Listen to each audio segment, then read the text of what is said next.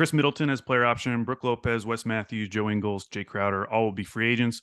What are Bucks fans' expectations for the summer? Like, do you think that running it back is the most likely scenario, or are you expecting a more volatile summer? I think there's got to be a change at bare minimum to either the core or the coach, right? Mhm. So I don't think that you could credibly run it back with Drew, Chris, Giannis, Brooke, and Bud. To me, that just seems like a recipe for the same thing to happen, basically. Maybe not in this fashion, of course, but the same idea, the same bad habits and principles to come bite them.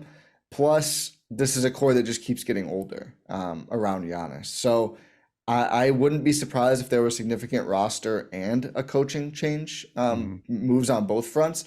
Obviously, they're going to be a little hamstrung, though, on the player moves. I mean, I've dug around this a little bit. You obviously never know who's going to be truly available or not around the league. It pretty much has to be a trade for the Bucks with their cap consideration. Even if they let all those free agents you named walk, they wouldn't have significant cap space, I don't think, because of Giannis and Brooke. And then even if you get one spot, you're losing Chris and Brooke and more. Giannis and Drew, I mean, for the contracts. So I don't know what kind of trade there could be. I do think you look at who out of the core four players there performed the worst in the playoffs. I think you'd have to say it's Drew Holiday, who, despite having a pretty strong start to the series, ended up not making his typical impact defensively while having a very frustrating offensive series. And I think Bucks fans are accustomed to Drew not shooting that efficiently in the playoffs, but it usually comes with defense that makes a difference, which it didn't in this series. And B, the volume of bad shots was really, it's not that Drew was taking great shots and they weren't going in. There were times when it felt like his poor decision and missed shots were really like enabling Miami to make those runs. So Mhm. again, who knows who could be available, what teams would have interest in a potential Drew Holiday trade.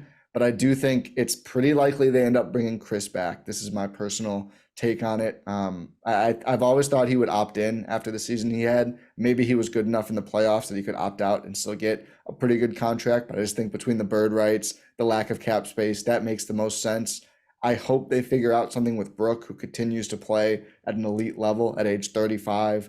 If both of those players are interested in maybe getting a little less than fair market in year one, but getting more years to stay with the Bucks, I would be very much on board with that.